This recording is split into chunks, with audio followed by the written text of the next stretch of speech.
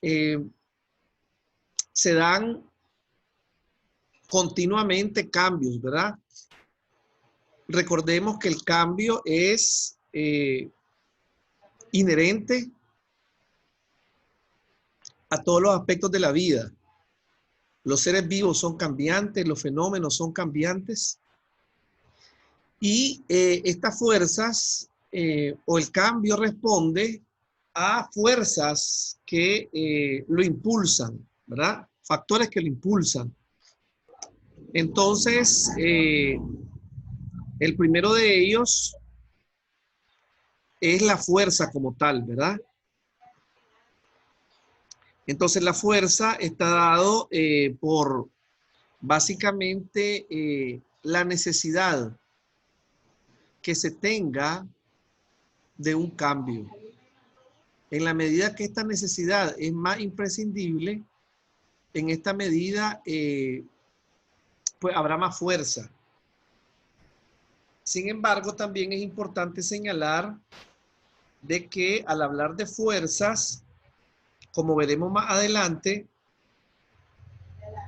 hay fuerzas que juegan a favor y fuerzas que juegan en contra. O sea, fuerzas que impulsan el cambio, pero también hay fuerzas que frenan este proceso de cambio, ¿verdad? También está el aspecto de la tensión, que tiene que ver con el clima interno de la organización, con el estado actual que enfrenta la organización, las condiciones que tiene para enfrentar ese cambio, ¿verdad? En la medida que se está preparado para enfrentar un cambio, el nivel de tensión es menor. En la medida en que no se está preparado, el nivel de tensión es mayor. Para darme a entender, muchachos, les pongo el ejemplo de el sistema de educación virtual. En el caso de Universidad Central, pues como todo cambio, provocó algún nivel de tensión. Cuando digo provocó un nivel de tensión, me estoy refiriendo a la implementación del sistema de educación virtual, ¿verdad? Pero, en base a mi experiencia, yo puedo comentarles de que en otras universidades este nivel de tensión ha sido mayor. Y esto me permite hacerle este análisis comparado, ¿verdad? ¿Y por qué fue mayor o es mayor este nivel de tensión en otras universidades? Es mayor porque en la Universidad Central teníamos ya algunas condiciones para enfrentar este cambio. Contábamos con una plataforma que es el aula virtual, contábamos con un equipo técnico de ingenieros que nos apoyan, que manejan el aula virtual, que manejan el class. Y a los docentes, en alguna medida, unos más que otros, habíamos tenido contacto con el aula virtual. E igualmente los estudiantes, unos más que otros, ya tenían o habían interactuado con el aula virtual. Esto no sucedía en otras universidades. En otras universidades no existía plataforma, no existía equipo técnico y los docentes pues no tenían experiencia en esto y más que todo tal vez lograron mantener un contacto con sus alumnos de manera espontánea a través de herramientas como el WhatsApp y herramientas para hacer reuniones a distancia como Zoom o como Google Meet, pero de forma espontánea, no organizada. Entonces, donde no hay una capacidad desarrollada, la tensión es mayor que donde sí hay una capacidad desarrollada. Bien, y en todo esto juega también, como ya mencionaba, Un tercer factor muy importante es la necesidad, ¿verdad? Entonces, la necesidad es un factor fundamental en la medida de que es más necesario, decía, un cambio. En esa medida habrá más disposición de las personas a colaborar en este proceso de cambio. ¿Algún comentario, muchachos? Bien. Todo bien, todo bien. Perfecto, Debo. Excelente. Entonces, les decía, cuando miramos lo de la fuerza, que básicamente hay fuerzas impulsoras y fuerzas represoras. Fuerzas impulsoras son aquellas que contribuyen a impulsar el proceso de cambio. Y fuerzas represoras son aquellas que limitan, que frenan, que obstaculizan los procesos de cambio. Entonces son fuerzas encontradas, ¿verdad? Son fuerzas encontradas. Entonces eso es parte de la dinámica interna de los procesos de cambio. Entonces el esfuerzo que se debe hacer es tratar de disminuir esa tensión, ¿verdad?, que existe entre ambas fuerzas.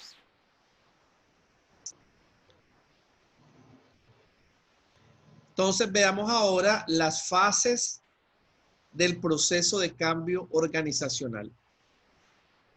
Como el título lo indica, muchachos, es importante que veamos el cambio organizacional no como un concepto estático, sino como un proceso. O sea, algo paulatino que se va construyendo paso a paso, que se va construyendo poco a poco. Entonces, en la primera fase, lo que se hace es tratar de lograr que la gente vaya dejando ir el modelo anterior, que la gente vaya aceptando la necesidad del cambio y que por lo tanto vaya, por decir de alguna manera, desacostumbrándose a la forma anterior de hacer las cosas. Siguiendo con el ejemplo que le he puesto, el ejemplo de la educación virtual, nosotros en febrero del 2020, en un día como hoy, domingo, estaríamos en nuestra aula, ¿verdad? El profesor al frente del aula, junto a la pizarra, con una computadora laptop, una presentación de PowerPoint, dándoles la bienvenida y presentando, ¿verdad?, la clase en la pizarra. Los alumnos sentados en sus pupitres, interactuando, saludándose, conversando antes de iniciar la clase. El profesor al iniciar haciendo algunas preguntas. Entonces, ese es el ambiente presencial, ¿verdad? Entonces, cuando hablamos de descongelamiento, estamos hablando de un proceso en el cual comenzamos a dejar ir la forma anterior de hacer las cosas. Comenzamos a darnos cuenta, a aceptar que es momento de cambiar. En este caso, en este ejemplo, motivado por la necesidad. A esa fase es a lo que se le denomina descongelamiento. O sea, los conceptos, los procedimientos, los métodos tienen que irse descongelando, derritiéndose, desapareciendo para dar paso a otros métodos. ¿Hay claridad, muchachos, de esta primera fase? ¿Se entiende? Lo hago de forma muy lenta porque yo sé que es algo bien abstracto.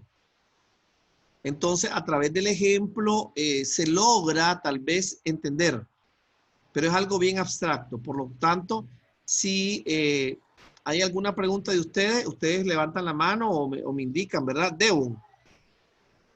No, todo bien, la verdad, se está entendiendo bastante bien y el Perfecto. ejemplo está bastante aplicado pues, Ok, a la muchísimas situación. gracias, Devon.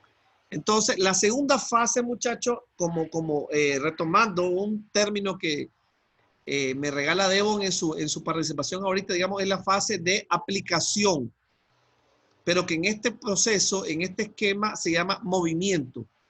¿Por qué se llama movimiento? Porque pasamos de una forma de pensar a otra.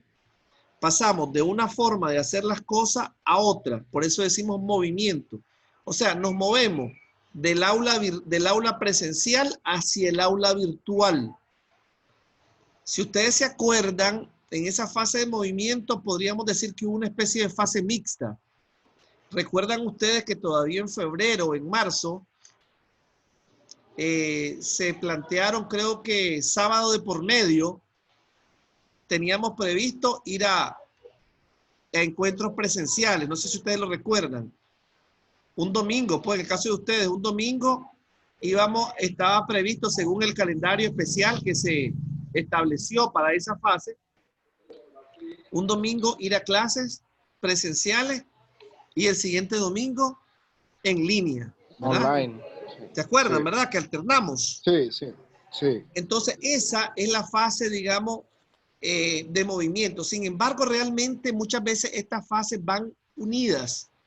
Lo que pasa es que las separamos, muchachos, para analizarlas. Pero de repente, como decir, del día tal al día tal fue descongelamiento y el día cual al día tal fue movimiento, es muy difícil, sino que se hacen teóricamente para entenderlas, ¿verdad? Porque a la par que nos vamos moviendo, vamos olvidando o desacostumbrándonos o desaprendiendo la fase anterior y vámonos moviendo hacia la siguiente fase, acostumbrándonos o aprendiendo la nueva forma de hacer las cosas. Para relajarnos un poco, ¿verdad? Y también que lo captemos es como tal vez los que han pasado por esa, no sé por qué edad tienen ustedes, pero tal vez en las edades más jóvenes, los que han pasado por la experiencia de que tienen una ruptura en una relación sentimental, ¿verdad? Y pasa el tiempo y conocen a otra persona. Entonces, de repente vos tenés que desacostumbrarte al estilo de la persona anterior, que vos la llamabas de una manera específica, y ahora esta persona tiene otro estilo, otras costumbres, entonces vos tenés que desacostumbrarte y te puede pasar de que de repente digas el nombre de forma equivocada, ¿bien? Entonces es una fase. Entonces esto es parte del cambio, ¿verdad? Esto es parte del cambio. Entonces en la fase de movimiento es digamos, la parte central. Y posteriormente, en la medida que vamos haciendo una y otra vez las cosas, o sea, en la medida que ya estamos claros que la fase que estamos en este momento es la virtual, que no hay sesiones presenciales, entonces ya vamos un domingo, nos integramos, ¿verdad? Ya tal vez supongamos que no habíamos utilizado Zoom, el primer domingo nos da algún problema, no sabemos cómo activar el audio, ya le preguntamos a un compañero, le consultamos al profesor, el siguiente domingo ya tal vez no tenemos problema, el tercer domingo ya estamos más familiarizados. Entonces, en la medida que nos adentramos en la fase del movimiento, en esa medida inicia la fase de recongelamiento. Dime, Deon. No, disculpe, que estaba probando las funciones y estaba trabajando bien Excelente. en el app. Vos estás ahorita Discúlpeme. en la fase de movimiento. Bien. Estoy Perfecto. ahí para estar en Exacto, no sintonía. hay problema. Eso me gusta, es lo que estaba diciendo, ¿verdad? Cuando ya comenzamos a Sí, conocer la sí. aplicación, a conocer los elementos que nos facilita, ¿verdad? Pues entonces ya nos vamos sintiendo más cómodos. y, por decirlo de alguna manera, dejamos de extrañar la forma anterior de hacer las cosas y sentimos como que toda la vida hemos ya estado en este sistema. Bien, Buen día, entonces, profesor, buen día. sí, Y- adelante. buen día, igual, con Buen problemas día, técnicos, pero Salvador. ya superado, ya superado. Diga, Salvador. No hay problema técnico, ya superado, el del audio, le digo, ya, Ah, como dice perfecto, usted, excelente, estos excelente, cambios nos agarran a veces fuera de base, pero ya estamos ahí excelente. retomando ahí. Exacto, eso es casualmente lo que estamos hablando, ¿verdad? A todos, siempre un cambio, como dice Salvador, utilizando un lenguaje muy nicaragüense. Recordemos que el deporte rey en Nicaragua es el béisbol, y entonces tendemos mucho a utilizar frases beisbolísticas, como la que dijo Salvador ahorita, me agarraron fuera de base. Entonces, a todos nos agarró este cambio, Salvador, fuera de base, ¿verdad? También utilizamos, por ejemplo, cuando alguien hace algo espectacular, nos da una gran ayuda o una participación excelente, decimos que la sacó del estadio, ¿verdad? Hacemos muchas alusiones a las frases beisbolísticas para ilustrar y hacernos entender en nuestro lenguaje. Entonces, les decía que cuando ya descongelamos, o sea, tratamos de concientizar al grupo en el cual se va a realizar un cambio determinado, de que ponga, como quien dice, en el olvido, o tal vez no en el olvido, muchachos, pero archive, utilizando también un lenguaje un poco de digital de hoy, que archive esos conocimientos, porque no lo va a olvidar, sino que estén archivados. Significa que no lo estamos utilizando en este momento, pero que estén ahí guardaditos en un rincón, pero que no va a ser del uso. Comenzamos la parte de movimiento, que es la fase de implementación del cambio, en un momento piloto, ¿verdad? Ajustándonos, familiarizándonos, y en la medida que repetimos varias veces estos procedimientos, esa es la repetición, es la fase de recongelamiento. O sea, solidificamos, nos empoderamos, manejamos con bastante familiaridad la nueva forma de hacer las cosas. Y es en esta fase de recongelamiento que se consolida, que se da verdaderamente el cambio. Pero en todo este proceso, muchachos, hay un elemento que es fundamental y es el liderazgo. Bien, entonces vamos a analizar el factor liderazgo dentro de este proceso, pero vamos a analizarlo no desde la perspectiva conceptual de liderazgo, de, digamos, la clasificación de liderazgo, los tipos de líderes y o la gran pregunta que siempre se hace en algún momento, generalmente al inicio de cualquier curso de liderazgo. Y la pregunta del millón en estos cursos de liderazgo es que si el líder nace o se hace. Bien, en este caso no va a ser esa la perspectiva de análisis del tema del liderazgo, sino más bien cómo el liderazgo contribuye a este proceso de cambio, cómo el liderazgo puede ser una fuerza impulsora o puede ser una fuerza represora. Entonces, la idea es tratar de conducir estos liderazgos, tratar de consensuar, tratar de llegar a acuerdos para que todos los liderazgos de una organización empujen en la misma dirección, en la dirección del cambio. Entonces, hablemos de liderazgo. Primero, el más alto liderazgo. ¿Cuál sería, muchachos, el más alto liderazgo? Sería el nivel de la alta gerencia, ¿verdad? Estamos hablando la gerencia general acompañada por las gerencias intermedias. En el caso de la universidad, para que nos vayamos contextualizando, ¿quién representaría o quiénes representarían el alto liderazgo en la Universidad Central de Nicaragua? Que ellos fueron, obviamente, los que han tenido mayor responsabilidad en impulsar este proceso de cambio en lo relativo a la implementación de la educación virtual. ¿Quiénes serían, muchachos? ¿Quiénes representarían este alto liderazgo en la Universidad Central? Bueno, en primer lugar serían los docentes, ¿no? Los que conllevan a realizar el proceso. Bien, te agradezco mucho el comentario tan positivo. Salvador, Decanos, rectores, exactamente, coordinadores de carrera. exactamente. Si vamos de arriba para abajo, ¿quién sería? Vamos a la punta de la pirámide. ¿Quién estaría en esa punta de la pirámide? Creo que la máxima autoridad del rector. Exacto, el rector. Bien, Sería León. bueno que, sería bueno que ahorita ese punto, profesor, los niveles jerárquicos dentro de una universidad a veces no serían la primera inducción para el estudiante, porque a veces falla en eso, porque no nos dicen quiénes son las autoridades, a dónde dirigirse. A veces estamos ahí, son 5 años, imagínense, ya uno saliendo y no conoce a veces a sus autoridades, pues. Sí, tienes razón. Un comentario aquí nomás, No, no, no, fuera tal vez excelente, de contexto. excelente, excelente. Mire, pasa algo y a mí mismo me pasa. Lo que sucede es que una de las cosas, ¿verdad? Seguramente que sí, hay una debilidad y te garantizo, Salvador, que en la primera oportunidad lo transmito, ¿verdad? Igual, de forma positiva para que esto sea un punto de mejora.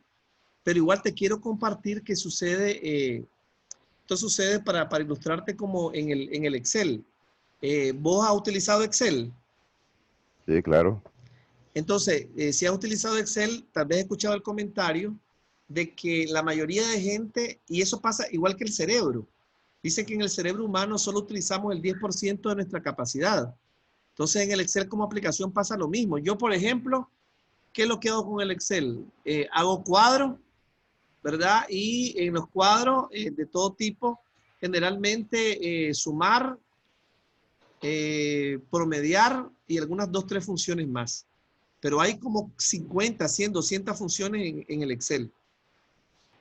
Entonces, ¿qué sucede? Por ejemplo, esto pasa igual con el aula virtual. En el aula virtual hay un montononón de información y tuvo que haber un curso que estamos ahorita desarrollando, cursando los docentes, para que comenzaran a explicarnos dónde estaba esa información y cómo se utilizaba. Y yo creo que con eso hemos llegado tal vez a un 40 o a un 60% de las ventajas que nos da esa plataforma. Entonces, te hago el ejemplo porque en esa plataforma, en una de ellas, creo que cuando vos entras a la universidad, en una interfaz que hay sobre campus virtual, me parece que ahí aparece una carta que te cuento que ya está desactualizada, porque no sé si te enteraste que el rector, el doctor Francisco López, falleció hace como 1 mes o 2 meses. Sí, parece una bienvenida de él, algo así. ¿Te acordás? Entonces estaba la bienvenida de él. Ahora les comento que el nuevo rector era el anterior vicerrector, el doctor Oscar Gómez, y pues ya debería estar, ¿verdad? Una nueva carta con él, ¿verdad? Su foto y bueno. Pero sí, hay muchas más autoridades que el rector. Quizá en esa página debería de haber como un perfil, ¿verdad? Un perfil, como vos decís, del vicerrector, un poco el perfil básico de su currículum, alguna frase de él, si es posible algún videíto. Vamos a plantear eso ahorita en el curso, ¿verdad? Como una sugerencia, sería muy, muy interesante, tenés toda la razón. Entonces, todos ellos conforman el alto liderazgo.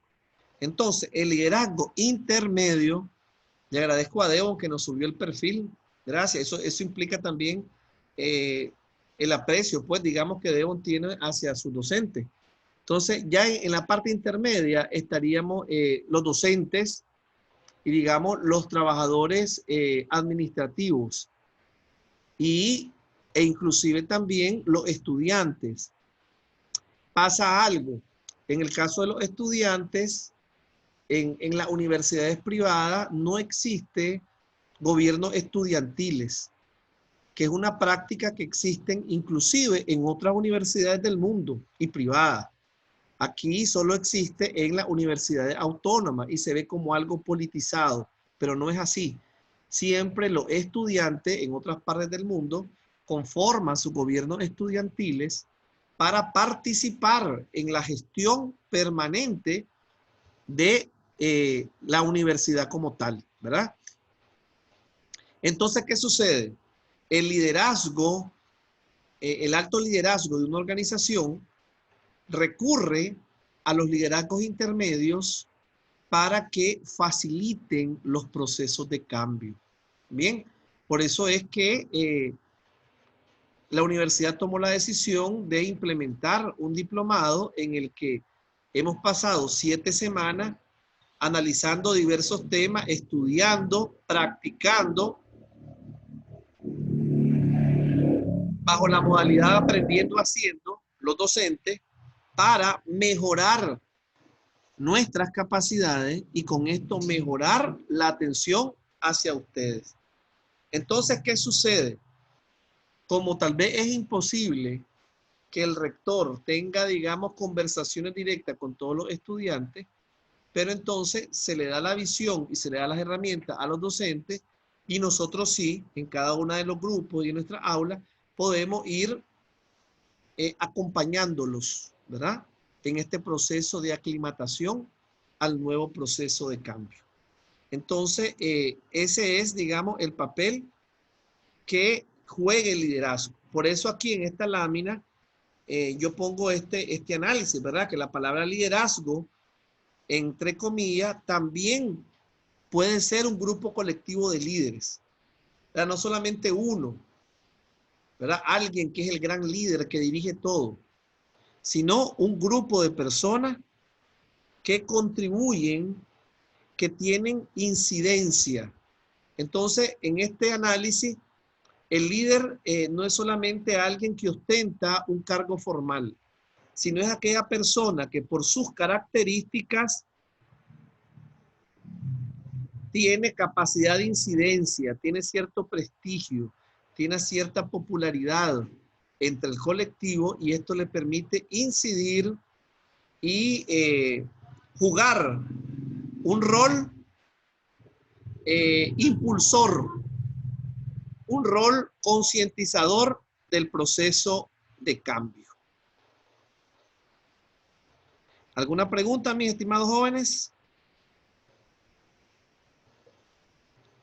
¿O algún comentario? Todo bien, Igual todo así bien. como el que hizo Salvador, ¿verdad? Para que enriquezcamos la dinámica de la clase.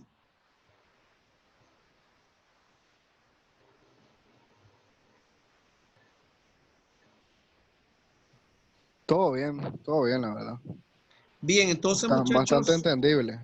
bueno, perfecto, les agradezco. Ese es parte, digamos, del esfuerzo que hacemos de tratar de conceptualizar y sobre todo contextualizar, o sea, ubicar los temas de la clase en un contexto y esto nos ayuda a tener una mejor comprensión